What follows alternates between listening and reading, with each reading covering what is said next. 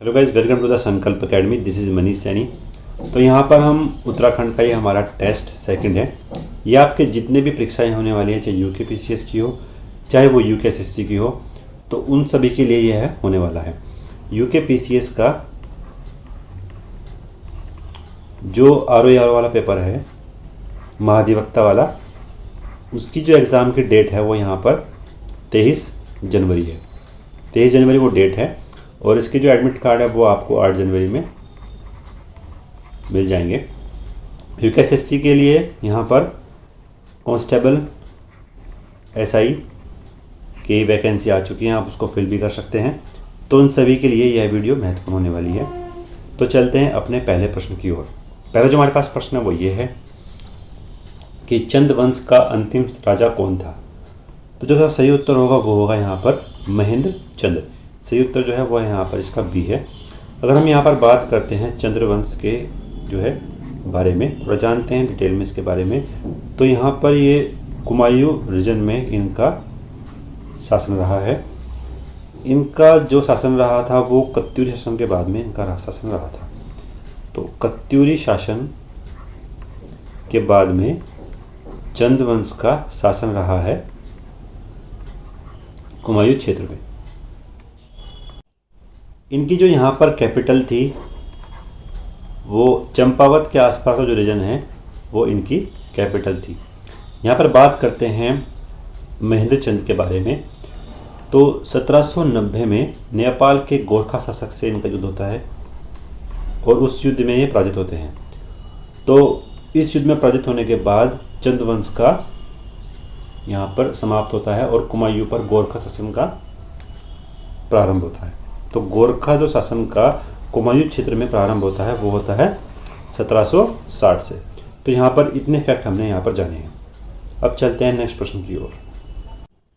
अब नेक्स्ट प्रश्न जो हमारे पास है वो यहाँ पर ये है कि टिहरी से संबंधित निम्न कथनों में से कौन सा कथन यहाँ पर सही नहीं है। पहले हम बात करते हैं टिहरी राज्य भारतीय गणतंत्र में 1949 में शामिल हुआ। ये बिल्कुल सही है। टिहरी बांध 1972 में प्रस्तावित था, ये भी सही है। और टिहरी बांध ने टिहरी नगर को निगल लिया, यह भी बिल्कुल सही है।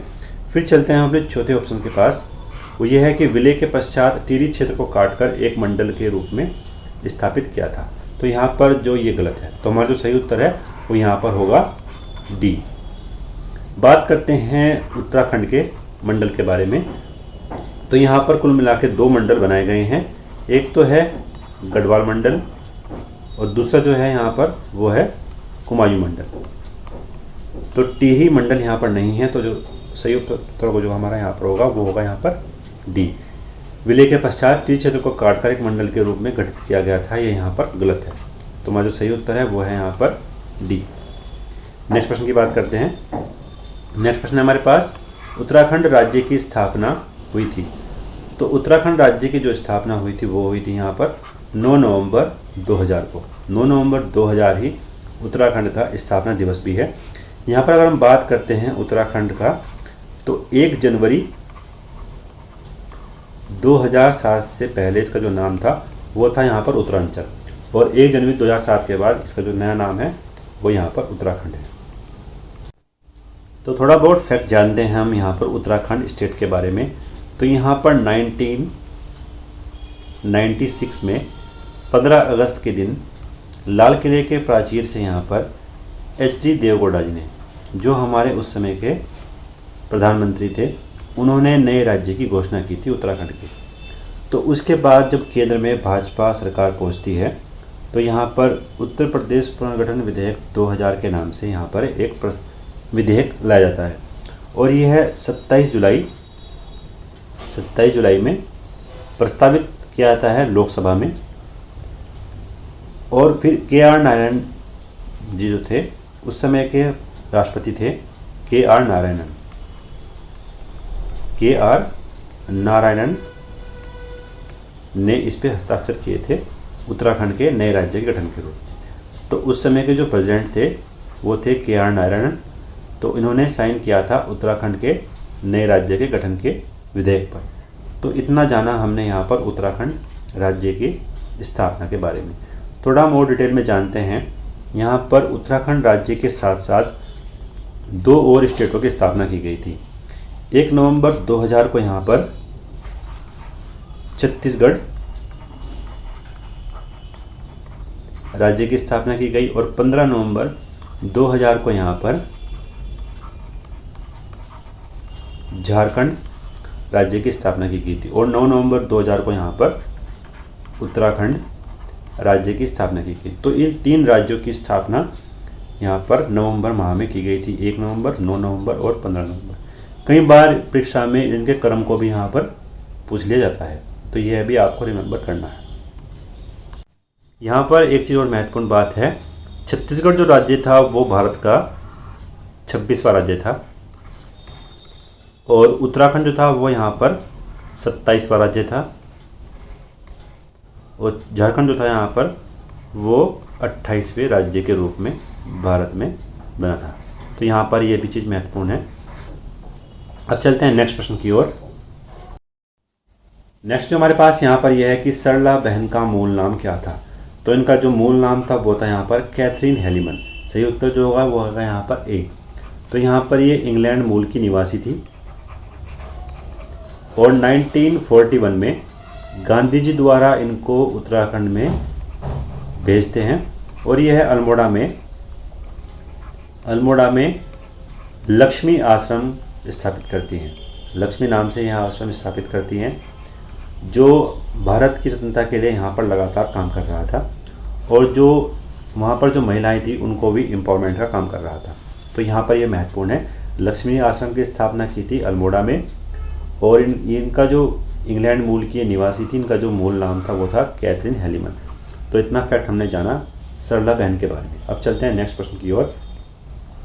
नेक्स्ट प्रश्न जो हमारे पास है वो ये है कि बेगार आंदोलन कब और कहाँ से प्रारंभ किया गया। यह जो आंदोलन था प्रारंभ किया गया था 13 से 14 जनवरी 1921 में बागेश्वर में। इसको आप कहीं कहीं कुली बेगार आंदोलन के नाम से भी जानते हैं। कुली बेगार आंदोलन के नाम से जानते हैं। यहाँ पर जो था, जो ब्रिटिश अधिकारी थे वो सामान को मूव कराने के लिए, यानी सामान को एक स्थान से दूसरे स्थान पर पहुँचाने के लिए उत्तराखंड की जनता का प्रयोग कर रहे थे और उत्तराखंड की जनता जो थी इससे काफ़ी परेशान हो चुकी थी और इसी परेशानी का सामना करते हुए 13 से 14 जनवरी 1921 में बागेश्वर में सरयू नदी के किनारे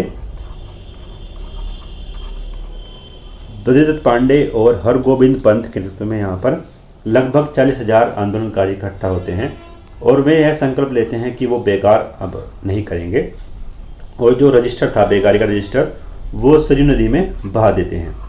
तो यह जो आंदोलन था बागेश्वर में प्रारंभ किया गया था और जो इसके जो लीडर थे वो थे यहाँ पर बद्रीदत्त पांडे,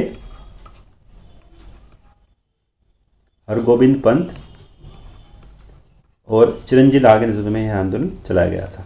तो इतना फैक्ट हमने यहाँ पर जाना बेगार आंदोलन के बारे में। अब चलते हैं नेक्स्ट प्रश्न की ओर।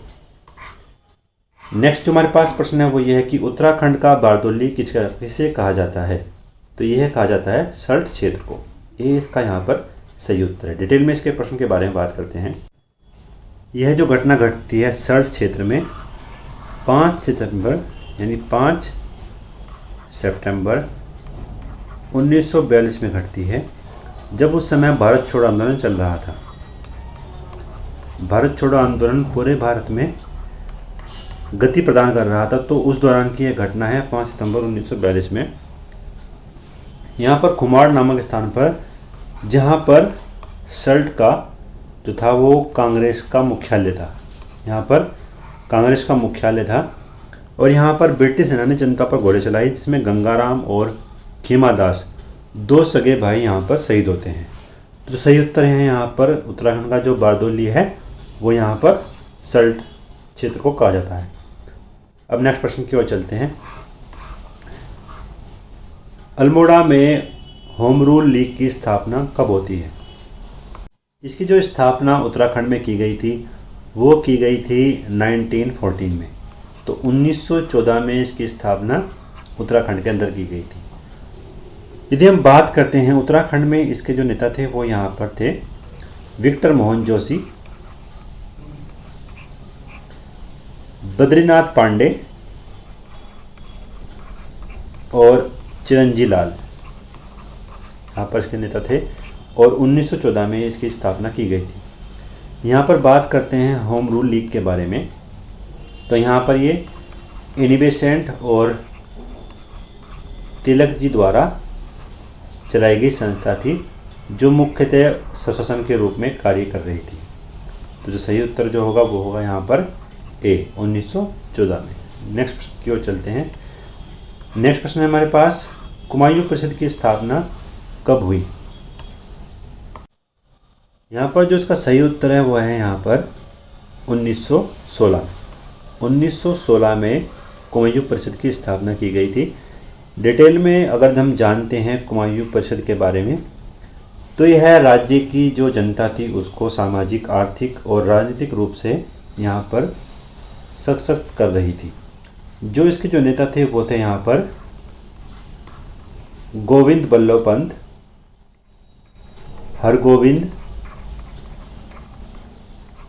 और बद्रीदत्त पांडे। तो यहाँ पर इनके 3 नेता थे।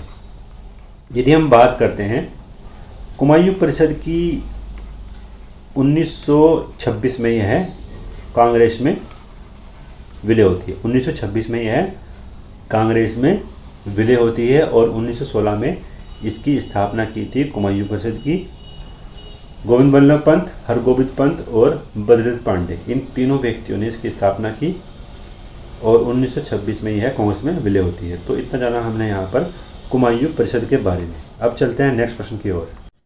नेक्स्ट जो यहाँ पर प्रश्न है वो ये है कि रवाई कांड कहाँ पर हुआ था?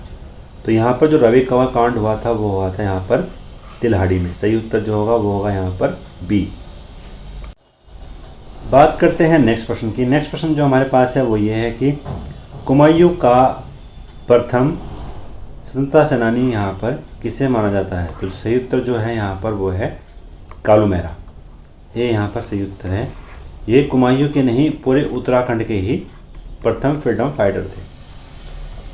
तो यहाँ पर बात करते हैं, इनका जो जन्म हुआ था वो यहाँ पर चंपावत में हुआ था और इन्होंने यहाँ पर इसी क्षेत्र में जो है एक गुप्त संगठन बनाया था, क्रांतिवीर। क्रांतिवीर नाम से इन्होंने यहाँ पर एक गुप्त संगठन की भी स्थापना की थी और इनको जो है उत्तराखंड का प्रथम फ्रीडम फाइटर भी कहा जाता है। जो सही उत्तर जो होगा वो होगा यहाँ पर ए। नेक्स्ट प्रश्न की ओर चलते हैं। नेक्स्ट जो हमारे पास प्रश्न है वो ये है कि कांग्रेस के कलकत्ता अधिवेशन 1886 में राज्य में से कौन उपस्थित हुए थे? यहाँ पर जो इसका सही उत्तर होगा वो होगा यहाँ पर जवाहरलाल दत्त जोशी। 1886 में यहाँ पर कलकत्ता में अधिवेशन हुआ था कांग्रेस का, तो उसमें जवाहरलाल दत्त जोशी सहित 2 नेता यहाँ पर शामिल हुए थे। तो जो सही उत्तर है वो यहाँ पर सी है। अब चलते हैं नेक्स्ट प्रश्न की ओर। नेक्स्ट जो हमारे पास प्रश्न है वो ये है कि शक्ति समाचार पत्र का प्रकाशन कब प्रारंभ किया गया था?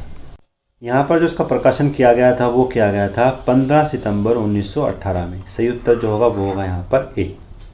इसका सही उत्तर है। नेक्स्ट प्रश्न की ओर चलते हैं। नेक्स्ट प्रश्न है हमारे पास, गांधी जी ने कुमायूं में प्रथम यात्रा कब प्रारंभ की थी? तो इन्होंने जो प्रथम यात्रा प्रारंभ की थी वो यहाँ पर की थी जून 1929 में। सही उत्तर जो होगा वो होगा यहाँ पर ए। अब यहाँ पर हम देखते हैं 14 जून से लगभग 2 जुलाई तक 1929 में गांधी जी और नेहरू दोनों ही यहाँ पर कुमायूं क्षेत्र के हल्द्वानी, भवाली, ताड़ीखेत, अल्मोड़ा और बागेश्वर में रहे थे। यहाँ पर इसी दौरान यहाँ पर ये रहे कौसानी में अपने प्रवास के दौरान इन्होंने यहाँ पर 12 दिन रुके और यहाँ पर इन्होंने रचना की थी अनासक्ति योग की इन्होंने यहाँ पर एक रचना की स्थापना भी की। इसमें जो है गीता की भूमिका के बारे में बताया गया है। गीता की भूमिका के बारे में बताया गया है और चलते हैं यहाँ पर कौशानी में। तो कौशानी को इन्होंने जो है भारत का स्विट्ज़रलैंड भी कहा था। तो इतना जाना हमने यहाँ पर कुमायूं यात्रा के बारे में। अब चलते हैं नेक्स्ट प्रश्न की ओर। नेक्स्ट जो हमारे पास प्रश्न है, उत्तरांचल में डोला पालकी आंदोलन के कौन प्रवर्तक थे? तो इसका जो यहाँ पर सही उत्तर होगा वो होगा यहाँ पर जयानंद भारती। ए इसका यहाँ पर सही उत्तर है। थोड़ा हम जानते हैं डोला पालकी आंदोलन के बारे में। तो यह चलाया गया था सामाजिक व्यवस्था के विरुद्ध। यहाँ पर जो दलित थे, जो दलित समाज के लोग थे, उनके जो दूल्हे थे उनको समान स्थिति प्राप्त नहीं थी स्वर्ण दूल्हों के समान। तो उसी के खिलाफ यहाँ पर यह आंदोलन चलाया गया था। जो यहाँ पर दलित समाज के लोग थे उनको डोला पालकी में बैठने की अनुमति नहीं थी अपने विवाह के दौरान। तो उसी के ही विरुद्ध यह आंदोलन चलाया गया था। तो इसके जो प्रवर्तक थे वो थे यहाँ पर जयानंद भारती। बात करते हैं, इनको यहाँ पर एक शब्द दिया गया था स्लिपकार। तो स्लिपकार जो शब्द यहाँ पर दलित समाज के लोगों को दिया गया था वो दिया गया था यहाँ पर हरिप्रसाद टमटा जी द्वारा। हरिप्रसाद टमटा जी द्वारा स्लिपकार शब्द दिया गया था। तो यहाँ पर इतना जाना हमने डोला पालकी आंदोलन के दौरान।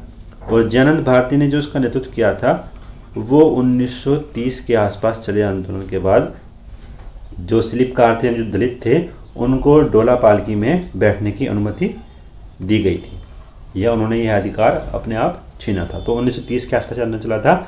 स्लिप का जो शब्द दिया था वो दिया था यहाँ पर हरिप्रसाद टमटा जी ने। और डोला पालकी के जो आंदोलन थे वो थे यहाँ पर जयानंद भारती। तो इतना जाना हमने इस आंदोलन के बारे में। अब चलते हैं नेक्स्ट प्रश्न की ओर।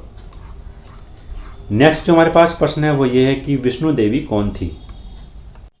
इनका जो यहाँ पर मूल नाम था वो था यहाँ पर बिस्नी देवी शाह। इनका जो मूल नाम था वो था यहाँ पर बिस्नी देवी शाह कौन थी?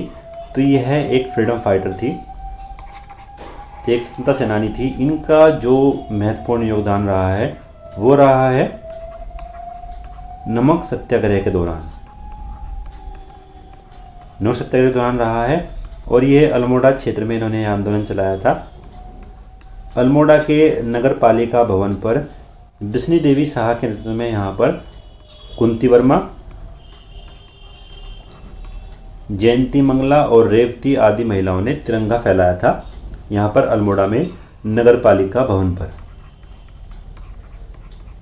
तो यहाँ पर कुंती वर्मा के खिलाफ ही काफ़ी आंदोलन चला और उनको जिंदा या मुर्दा पकड़ने के लिए यहाँ पर ब्रिटिश सरकार ने हुक्म जारी किया था।